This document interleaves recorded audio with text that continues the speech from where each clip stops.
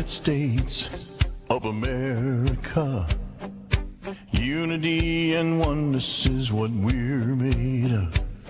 One nation under God, it's plain to see. We're showing the whole world what a country should be. United we stand in America, hand in hand in America. Together as one in a land that we love. United we stand in America. Good morning, everyone out there. Welcome to Changing Times. It is Wednesday, January 28th. It is cold outside, as well as most of the country. Be safe today and stay warm. We are live at the Axe Media Group headquarters in Springfield, Missouri. I'm Lynn Morris, and as you see here, our co-host, Dr. Mary Byrne, is still up in Jefferson City today. They're in session, and so we're still working on getting some other co-hosts, and we'll from time to time have different people sit in with me and do our show. This is show number 277, so 277 times we've been blessed to have this show. And I want to tell you, today you need to get your pencil or pen and paper out. There's some things that we're going to talk about today that I definitely want you to write down. We've got a special show today. Our guest is Gretchen Peters. How are you doing? I'm doing good, thank you. Well, I'm so glad that you're here. We've met for the first time, and I've already met your mom and dad, so they're great people, and I am really excited because, folks, today we're going to be talking about autism. And we do that from time to time because it's extremely important. Autism is one of these things that it covers a lot of different stuff, and there's a lot of different reasons and causes for autism. But it's a social issue, and in our show, social issues is one of those things that we try to talk about. Social issues, social causes. We try to talk about solutions, positive solutions. You don't see that on TV. You do not see that on the newspaper. You don't see it in the radio. You don't see it anywhere except maybe one of our shows. We do that. Jim Whiting has a show. You see it on his show. You see it on our show. We try to come up with positive solutions. And there are positive solutions out there. And so we want to be sure and talk about autism today.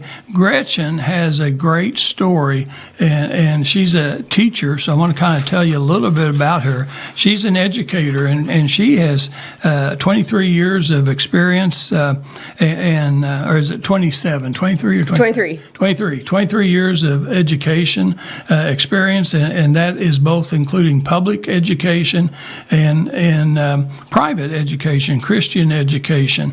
And right now you are the director of Wisdom Academy in Springfield, Missouri. Yes, I am. And you are a mother of four, so Yes. you and your husband have 4 children, and your son was born with autism or diagnosed with autism at an early age. And so we're going to talk about that point of how you've coped with that, how you and your husband, your children, everything.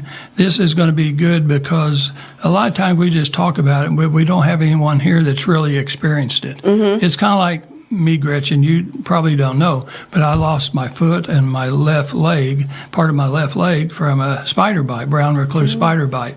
Until you're handicapped, you really don't know, okay? And that's the way it is with every illness. You know, if someone has cancer, until you have cancer, you don't really know. And so this is going to be great today because I know you're going to give some valuable experience. You also are a children's book author. So what's the name of the book that for children that you wrote? Well, I have several. I have several. So I have a few that are kind of for our school. So like I have a poetry tea time book.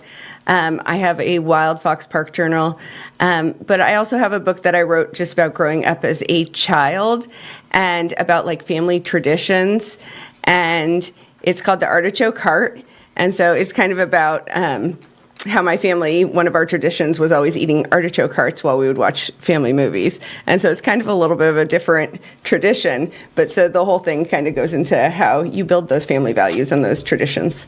Oh, that's awesome. That is awesome. We have had many people here on our show that have written books, and I always kind of gravitate. I'm working on a couple books myself, and I don't want to talk about them today, but I mean, I've got 2 books that I'm still working on. I think in my mind, I think they're going to be bestsellers because I think people need to hear what I'm writing, and I bet you have done very well too. So just kind of concluding where you know a little bit about Gretchen, she's going to be bringing you a professional perspective and a personal perspective today on autism. And that's going to be extremely, extremely important. But before we get started, I'm not going to keep doing this for just a little while longer. We are still in the first of the year. I can't hardly believe that this month is already over with. But you know, a lot of us, including myself, have made a lot of trying to think of things that we want to do better or different in the new year. And I tell you, I've kind of quit doing that, but here's what I would love for you all to do out there in the audience. I know we've got people all over the country listening and watching right now. If you don't know Jesus Christ as your Lord and Savior, now is the time. Now is the time. Look around and see what's happening in our country, in your cities, and around the world. And you just know that our times are getting more troubled all the time. And I would just say that this is the time to find a church home. I don't really care what church home it is. There's lots of different good churches, and I've gone to several myself. So it's not wrong to pick a church. Pick a church that you like and that you feel comfortable in, and learn about God, learn about Son, and learn about the Holy Spirit, and then something else. Go to church, and then learn how to pray. Learn how to pray. I tell you what, when I first started learning how to pray and started praying, I wasn't very good at it. I was worried about it because I didn't really know how to say it. I felt it in my heart and my mind, but I didn't know how to say it. And God doesn't care how you say it. He understands everything. He already knows everything. And so you just need to pray and talk to Him. Just talk to Him, and you'll be okay. So keep doing that. Keep getting better at it. And I know that 2026 would be a better year. It would always be a better year with Jesus Christ as your Lord and Savior. Okay? So now, and also one other thing today. If you'll write this down, that's why I wanted you to have a pen and paper. 4321 ACTS at gmail.com. 4321 ACTS at gmail.com. If you would do that and write us a topic or two, what would you like to see and hear about in 2026? I'm serious. I want to know because we want to cover some of these topics. Okay? And the other thing is, any questions that you have, anything that Gretchen says today, I say today, you be sure and send us an email. Did you like the show? What could we do better? We are very serious in making sure that we serve everyone that's watching today and every Wednesday. Okay? So I think that's it. So Gretchen, let's get started. I'm excited. So let's kind of start with you. You've got 4 children, but your son, how old is he? He's 8 years old. 8 years old, perfect age, and so kind of get started and tell us about your journey with your son. Okay. Well, I think to just dive back a little bit, some of my background before I became a teacher, so I started out as a public school teacher. Before that even, I had gotten into being a paraprofessional at a school, so working with special needs.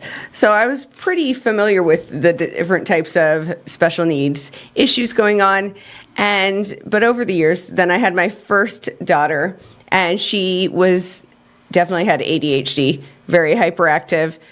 Later, as she got older, I kind of learned that a lot of her ADHD was around anxiety And so she would become more hyper and disoriented as she got hyper, and or as she was more anxious around people.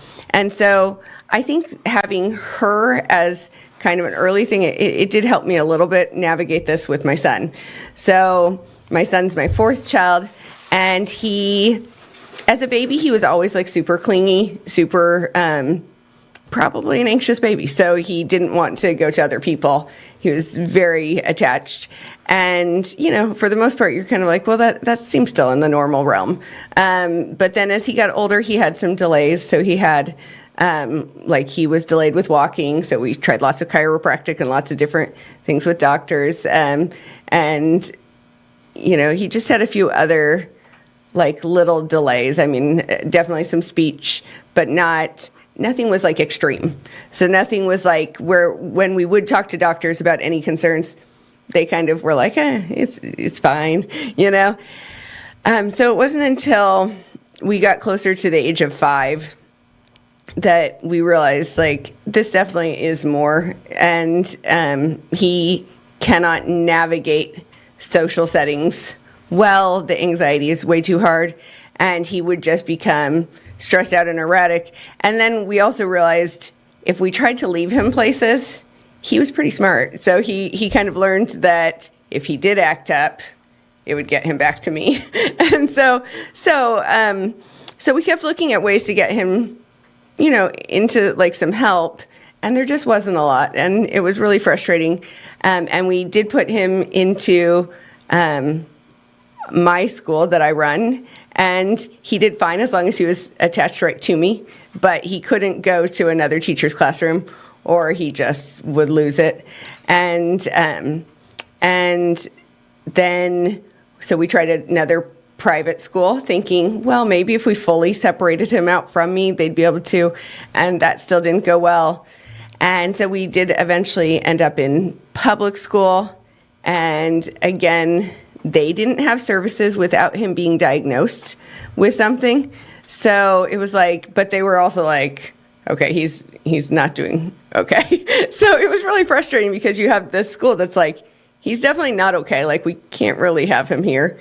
But they're like, we also don't have any services. And they were like, you kind of just have to go to school for like 3 or 4 months while we try to get him diagnosed. But his anxiety was so high that, I mean, it was just causing so much stress and so many issues that we were like, this is not safe. So we pulled him back out, and we started researching places that would help us get a diagnosis for him so that we could get more help and more services. And all of the ones had huge waiting lists, and I was like, this is crazy. Like, I might have to wait a year for him to get diagnosed. And so we finally did find a counseling service that does diagnostic for autism and ADHD. And so he got diagnosed with ADHD, autism, and anxiety disorder. And so that was helpful to have that. We still went back to the public school, and they said even with a medical diagnosis, they couldn't get him into special ed until they had also done their own diagnostics. So it was still going to be 4 more months, even though they knew he hadn't done well the first time. Been nice if they'd done it during the same time. I know.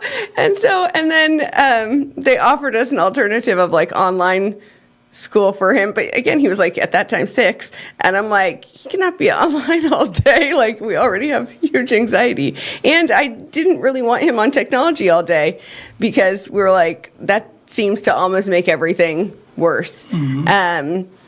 And because he does definitely better more unplugged. And so just really frustrating getting help and services. But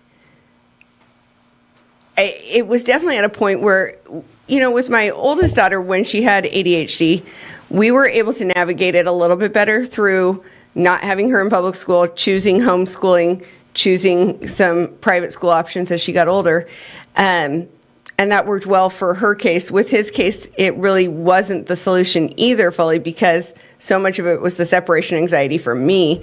So, and then just how he would navigate things. So, and then I felt like he was definitely falling behind educationally because were so navigating just the emotions and dealing with his stress and how he felt. And the interesting thing about autism is, I mean, autism's this huge spectrum. So you have kids that are really extreme, that it is easier to get diagnosis because maybe they are fully nonverbal, or there's different things like that. I think some of the kids that are in that in-between, where it's still really, really hard, like for us, some of the stresses are that we can't just leave him with a babysitter or with anyone, so we don't ever get breaks because he can't navigate being away from us.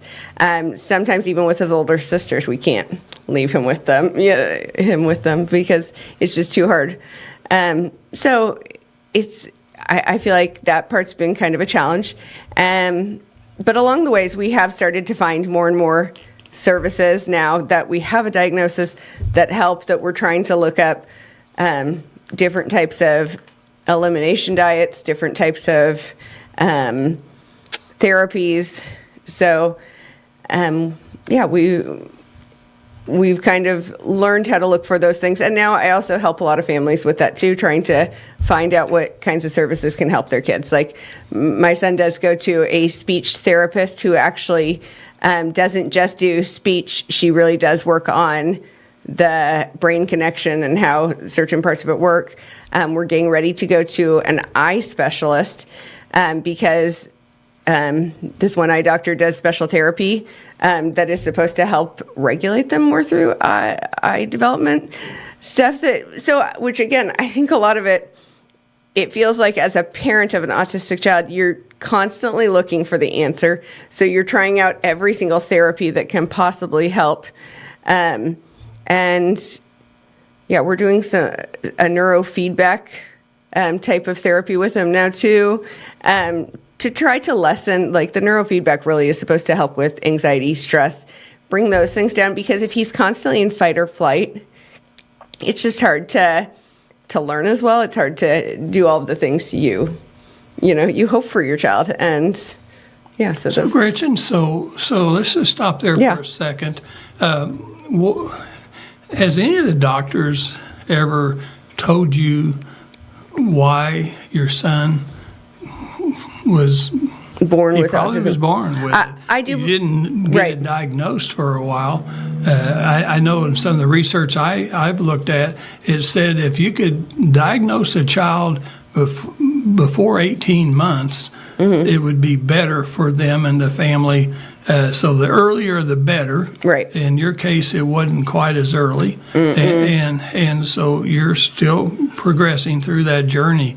But did they ever say why that your son? No, definitely not. The unfortunate part is it doesn't feel like doctors really are looking for the root cause. The cause. I mean, they'll kind of go into like, well, we could try this, we could try that, but they really don't ever go back to any kind of looking at that, which I do think is an interesting thing, because I mean, we have some leaders right now who are trying to work on looking at root causes for autism. And then there's even some like influencers like Jenny McCarthy. She's an actress that has a son with autism, and so she talks all about what things she's learning, which I love.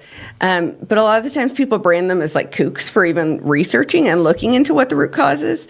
And I think that's so unfortunate, because the only way for us to find answers is to really peel back, well, could it be this? Could it be that? And we have to be willing to look at those things. You know, one of the things we mentioned just before the show started, I've been working with Congressman Burleson out of Southwest Missouri, and we're going to try to get HSS Secretary Kennedy on our show, or someone from his office.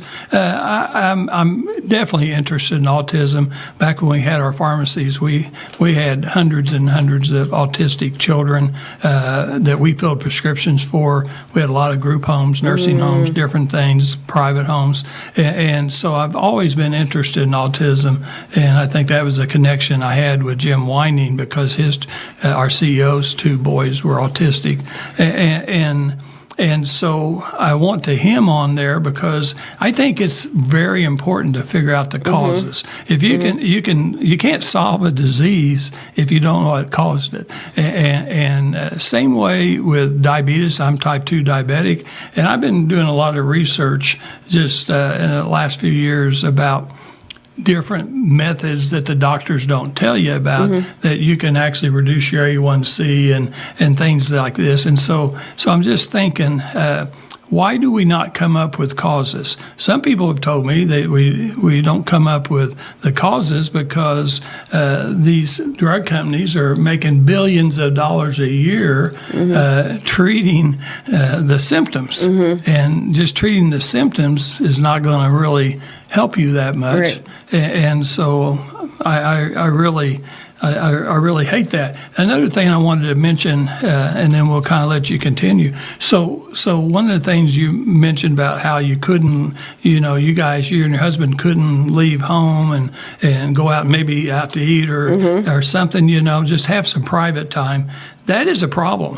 And so when I've looked into autism, I'm sure other people out there have seen the same thing. It is extremely hard to keep a family connected and everything going well in the home when you have someone that they don't even know they're disruptive and causing situations, but they don't know. But it's really hard. So the divorce rate for parents that have autistic children is higher than a normal divorce rate. Just like I just learned not too long ago that law enforcement, first responders, they have a higher divorce rate than a normal divorce rate. So we got all these situations going on in this country that we can do better. I really believe this country can do better, and we deserve better. So, all right. What's next? Well, yeah, I mean, I think that stuff's so true. I've heard there's such a break between how parents feel about autism, because some parents are like, we should just not treat this like a disease. We should just love kids and not this is just the way they're designed. But then there's the other ones who are like, no, it looks like there is some kind of breakdown going on that is causing them to be dysregulated. And for me, watching my child go through it, he is not happy with being dysregulated. He would much rather have an easier life. So getting to the bottom of what is causing this is so important because, if we could prevent these children and into adulthood, these children from having this kind of dysregulation, their lives are going to be improved. And that's what we want, is improved lives for everyone. Right. And like you said, for parents of it, there's a bunch of stress involved. And then costs, like going to a million therapies.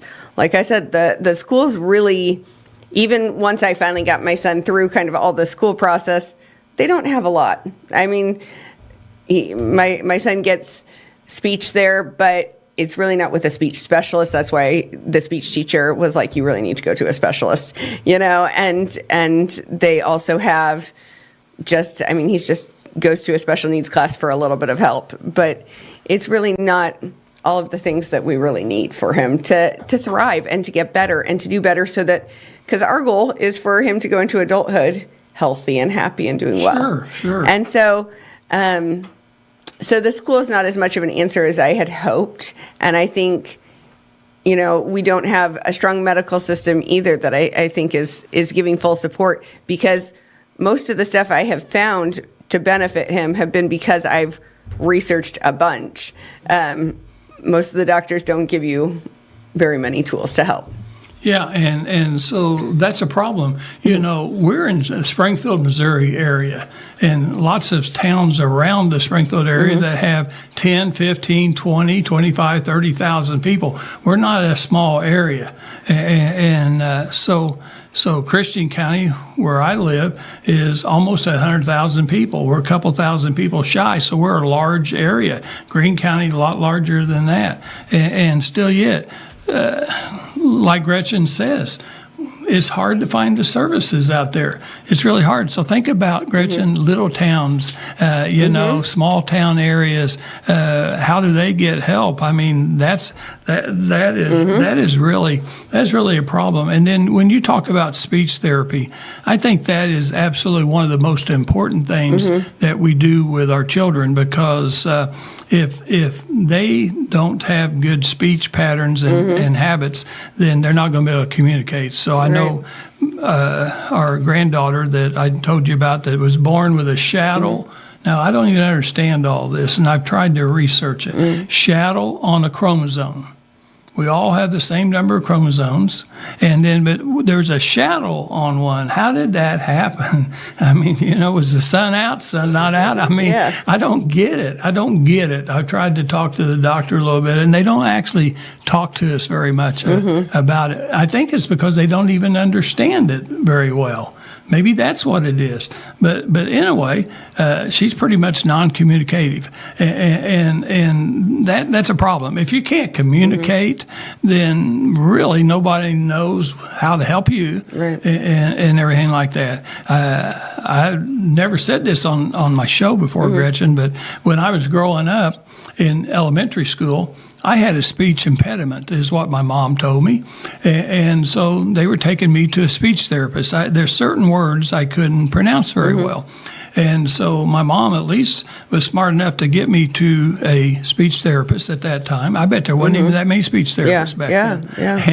And so I went to sessions with a speech therapist, and they actually even clipped my tongue. That was a technique back then. I don't know if they do that today or not. Like a tongue tie, And kind of helped me with my speech therapy.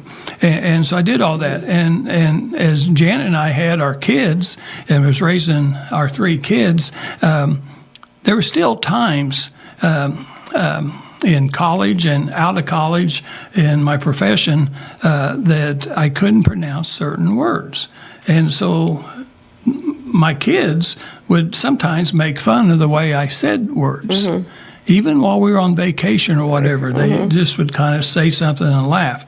Well, I've always talked to Janet about that, and I said, well, you know what, our kids, I still remember them making fun of me, but I was on the debate floor for 8 years as a state rep and passed over 30 of my own bills I sponsored, and over 50 I co-sponsored. I was on the floor debating against attorneys and other people that spoke a lot better than me, but I could speak and I could do things, and so it didn't hold me back. And so one thing that I know about you and your husband, without just now meeting you, is you're not going to give up, are you? And I'm going to tell people out there, this type of condition, children with autism, you do not give up. You do not give up, okay?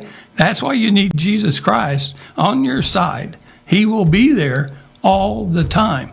I bet you if you weren't such a strong Christian, you would have more trouble today. Do you think so? Oh, definitely. I think definitely knowing that my son was created in God's image, that God absolutely loves him and is there helping us through all this is super vital. Because it's stressful, and having God to lean on is just very important. And then having churches that will help us.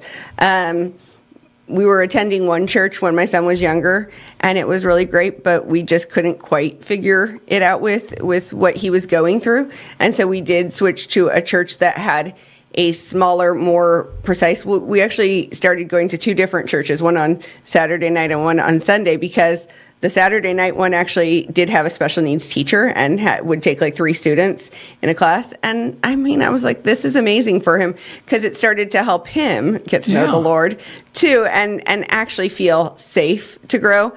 And then we were able to have him in another one on Sunday morning. That was a little bit of a bigger group, but them being willing to work with us and help us figure it out was so important too, because I mean, that's the thing too. We want those things for him, and that's not always there. So it's really amazing when churches step up and are helping. Well, churches are extremely important, and this is a time where all churches throughout this country need to step up. We have so many issues and causes going on, problems going on right now. Today, we need churches to step up more than ever. Leaders of the church, members of the church, everyone has got to work together, and so. Has your son, because I've seen this with our granddaughter, so they seem to kind of, they're improving, and then they hit a plateau, so they kind of stay there. And that's when you've got to be persistent and not give up. Right. You got to make sure, because I think just only what I know about Nora Lynn is that there's just ups and downs, but as long as you're still going up, it may be slower, but eventually you'll go up again and again. And so we're still hoping and praying and praying is important. That's what I was telling you all ago. You need to know how to pray, because we're praying every day that Nora Lynn will continue to be able to communicate, and that will be a big part of her life if she can communicate and stuff like that. So I'll give that too. The really neat thing watching my son is he would fall into the middle autism range, and he is so highly intelligent at like knowing all of his history facts, like knowing geography. He knows stuff about like every single country. So the things that he has decided are important in his brain, he actually is like extremely brilliant at. Yeah. And so those things are so cool to watch as a parent. Those are things that make me know that like he's going to figure out his place in this world. It just might not be all the things, And I think we have to look at that with disabilities, that sometimes that might mean a different road, but hopefully we can figure out how we find the highlights for every single person so that they can thrive and they can find his things. So like for my son, we're working on the speech stuff because he would love to be a podcaster. He would love to put out information. Like he loves information. Yeah, that'd be important. So that's a very important statement that you just made. So I'll tell you, I know that God has a purpose for every person that He created. Sometimes it is more difficult to figure that out, but somehow I believe that through God, you and your husband are going to figure this out. Yeah. And that's why we wanted you on this show today, is because you're telling a story. This is a real story of a family that's going through this journey. You didn't choose this journey, but you're going to make sure that your son gets to the highest point. And I truly believe, after you said that he will definitely you'll find, and he'll find, together, you guys are going to find a purpose and something that he will excel in. I'm just thinking about, I like history, and I know some history facts, but, your son, 8 years old, he may know more already than I do at 77. He actually may know more, and that's okay. That's okay with me. It's okay with me. And so I am praying that your son will continue to grow and thrive and find you'll find a spot for him. God will find a spot for him, and I think that's awesome. And I think these conversations are so important because other families need to know that there are supports for different families, that they don't have to look at only like the extreme cases of like autism to the really, lesser side, like that we really can communicate and talk to each other because we want all of the kids to succeed. And so no matter where your child falls on that spectrum, we're trying to find the solutions. And as parents, we connect when we actually share, like, hey, I'm using this speech therapist. This is what we're seeing. This is what's going on. And like I said, you can't always find that easily on your own. So it's important to have these discussions and get it out there because we need it to be easier for parents to navigate. Oh, very good. Well, anything else? I want to talk about some facts and stuff that I've looked up. Anything else that we want to talk about your guys' journey with your son? I know you're getting ready to take a vacation, Yes. and so you're going to take a family vacation. Which he actually does great on those, which it has been a blessing for us. That is not the case for everyone. No. And because other people, I mean, my son actually does thrive on that some. So I bet you historical things, like when we go to Europe or where we go and we see these beautiful cathedrals and Right. churches and historical things. Does he like to listen and pay attention? He does. And actually, some of that he gets really into, like the ones where they have the audio Oh, and yeah, they put yeah. the headphones. He actually can do great for like hours. We went and saw Elvis Presley's house and stuff, Yeah. and they put the little headphones on him when he was 5, and he was for like 2.5 hours completely enthralled. So it's just a mystery sometimes. But I think for us, again, like the harder parts would be like we're going on a cruise ship and they have clubs that the kids can all go to, and like that's just something he wouldn't be able to do. Like he couldn't go without us. He needs to have us with him the whole time. So even on the cruise ship, like for a family that doesn't have a child struggling, they're able to drop their kids off and still get their own little breaks, and we just aren't able to do that. So again, it's as much as possible, it'd be nice if we had more services where they do help us, figure out ways to navigate breaks and. Well, I know that's an issue, but I tell you what, I think that you're going to get rewards. You've already gotten tons of rewards for raising your family to this point. You've got your oldest daughter getting married this spring. Yes. So that's amazing. Very exciting. And I bet you can find something that your son can help with on that wedding too. Hopefully. So, hopefully. We'll see.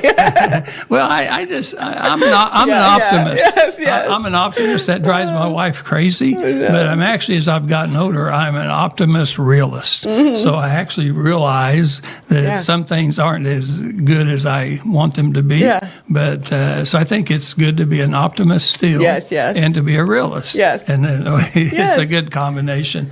But no, I think that's going to be good. Well, let's talk about just a few things that I want to look up, and I want to get your comments on that. So one of the things that just really worries me about autism is the fact that probably even before I got involved with Acts Ministry over probably now about 6 years ago, and when I met Jim Whining, one of the first concerts, fundraisers, activities that Acts Ministry did is with autism. We had a professional singer, country music singer from the Joplin area, and she was making it big at that time. And we were doing awareness of autism and things like that. You remember that, Dennis? Were you involved back then? And so we were at a raceway.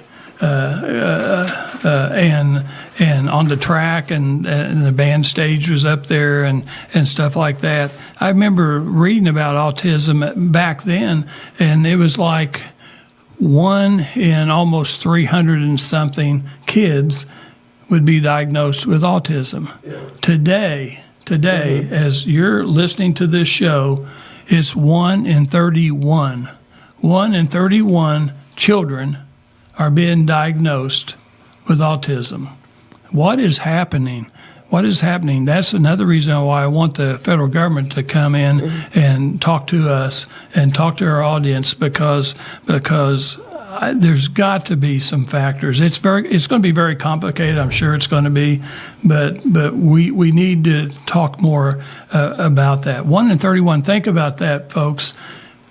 What would that do to and it's 4 times more prevalent in boys than girls.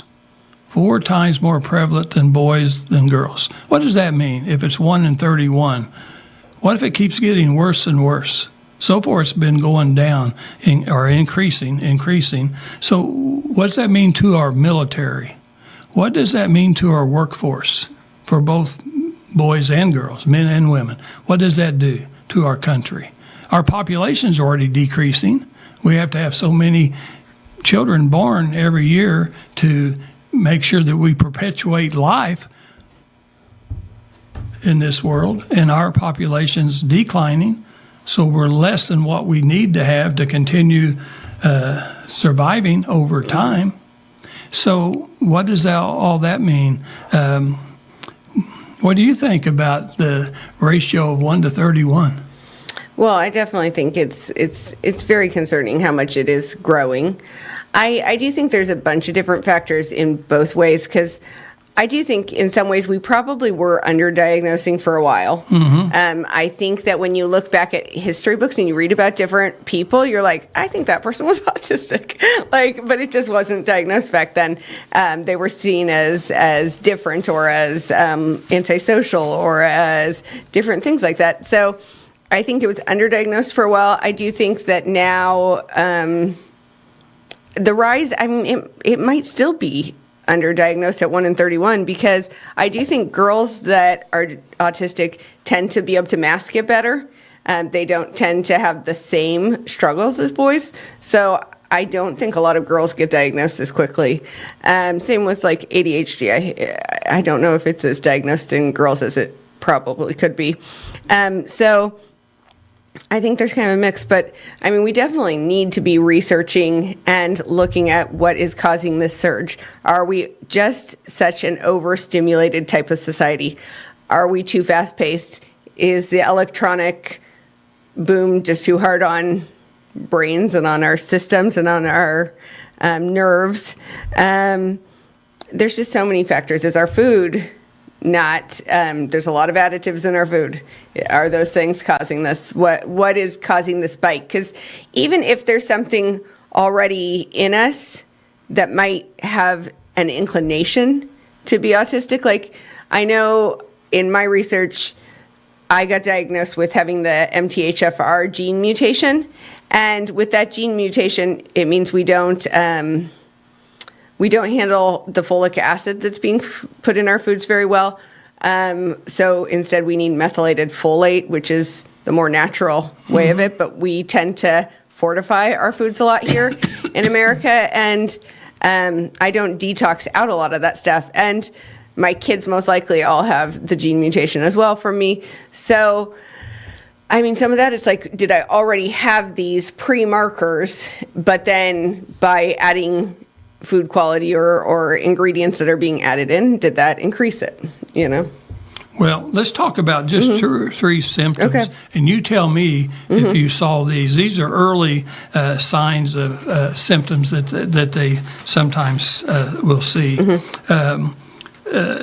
They talk about dissemination or distance. So did you see that at an early age, being kind of distant? So he was not distant from us, which again, that's where that spectrum kind of rolls in. But not being able to handle other people is harder, and the eye contact. He has a really hard time with eye contact, and he actually, like I said, he's not as severe, so he wants the eye contact. He just can't figure it out.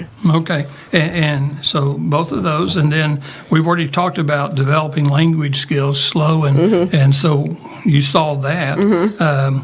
The inability to emphasize, to have empathy. Did you kind of see that?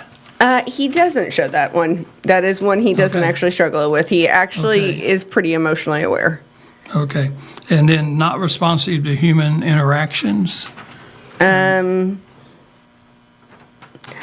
he's actually more on the heightened side to human contact. So he wants the really strong touch. Like he wants pressure put on himself. So he goes kind of in the opposite vein. So see, that's Gretchen. So because that you didn't see some of those, and some of those don't fit with your son, that's also complicates things, because it's not just black and white. Okay. I'm sure the causes are not going to be black and white. I'm sure that symptoms, outward signs of things that you see are not black and white either. But anyway, hey, very good. I'm going to spend 5 minutes talking about our sponsors, and then I'm going to give you last words. So think about what you would like to tell people as we close up today, and then maybe a way that somebody may want to contact you. If you have a way that they can contact you, I'd love to give that out too. Our 2 two sponsors that are so important to our show and to Acts Ministry is Changing Times. For Changing Times is Brad Pistow. Brad Pistow is a certified fiduciary financial planner located in Ozark, Missouri. He is my financial planner. I've used him for several years, and he is a #1 best-selling author of retirement books. Both books that he has written, he's working on his third book right now, are best-selling on Amazon. The first one is Safe Money Matters. The second one is Bulletproof. You can call, you need your pencil and paper right now, you can call 417-581-9222. 417-581-9222. When you call that number, Lisa will answer the phone and she will send you information about safe investing in retirement. And he has a policy that he makes sure that you will not run out of money before you run out of your life.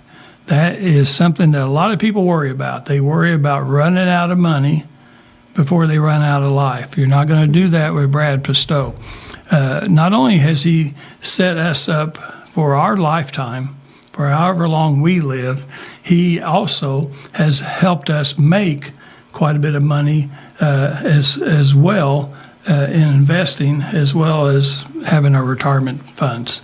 So I highly recommend Brad Pistow.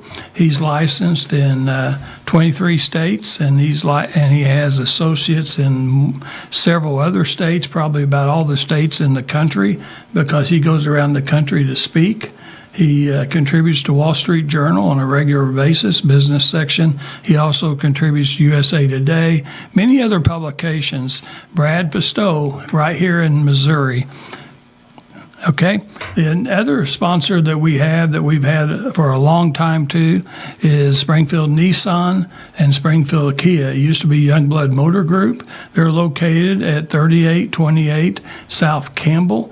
New cars on one side of South Campbell and used cars right across the street. And I just bought my third car from this group. This car I bought on Labor Day. Had a really good time buying the car, and I bought it at a great price, 0% financing, and bought a Kia Sorento SUV. I love the car, and I've got 4,000 miles on it. Now, I bought it with 2,000 miles, and I've got 4,000 miles on it now, so it's just still like a brand new car. They have impeccable service, and if you will call 882-3838, so 417-882-3838, 417-882-3838. They sell cars from people from 8 different states, but they actually have been in business for over 45 years, one of the longest family-owned car dealers in Southwest Missouri. So I highly recommend these guys. They do great service. They have great cars, and I probably, when I get ready to buy my 4th car for my wife in another year or so, we'll probably buy another car from these guys because they're good. Okay? So anyway, so now we're at the end of our show. I think we've had a great show. I really appreciate you being here today. So what do you want to leave with our listeners today? Okay, my ending remarks would be, first off, to have hope that God wants to help us, and even when we go through hard things, like having kids that are a little bit more difficult because of some of the issues they're going through, that God wants to help you, that there are people out there to help you. So keep looking for connections, for people who can help you. Don't hide away. I think a lot of the times people, when we're going through hard things, when we're dealing with hard family stuff, we don't want to share it with everyone because we feel embarrassed about it. And so be open about it. Tell people where you need the help, and people help. Hug someone that you see a mom having a hard time. Hug those parents that you see struggling with a child that has special needs, because it is hard. They are doing something really big, and we just need to embrace people and help them more. Well, I tell you what, Gretchen, that's great comments. Just don't give up, folks. Don't give up. Believe in God, find God, and I think that everything will be much, much better. So, is there a way for them to get a hold of you if they're?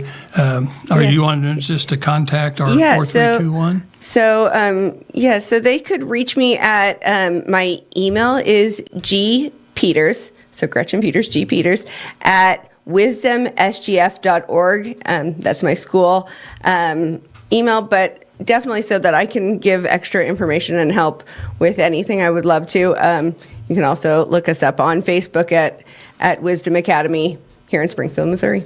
All right. Well, very good. You are a difference maker. Your husband's a difference maker. I tell you what, you're not breaking our string. We've never had a show without difference makers. We've had generals. We've had all kinds of people on our show. They're very, very important. Everybody is important in their own way. And so that's what is so great. Really appreciate you being here today. We'll be back next Wednesday, and we'll have another great show lined up. And while this weather's bad, just like Gretchen said, we've had a gentleman just 2 weeks ago through the University of Missouri, and he's created a neighbor program, Good Neighbor program. And so Christian County signed up last year, and they've been doing this for 4 years. This is the 5th year, and it's really a program. All 12 months culminates in October when we give out awards to people who have been the best neighbors in their area. So this is all over the country, but we're talking about Missouri right now, and you can do it anywhere. During all this snow and ice and stuff like that, check on your neighbors. See if you can help them. Anything that you can do, just be a good neighbor. Long time ago, that's all that we had. Before we had churches and nonprofits, people just checked on people. Yes. And so do that again. Be a good neighbor out there. Anyway, thanks for listening.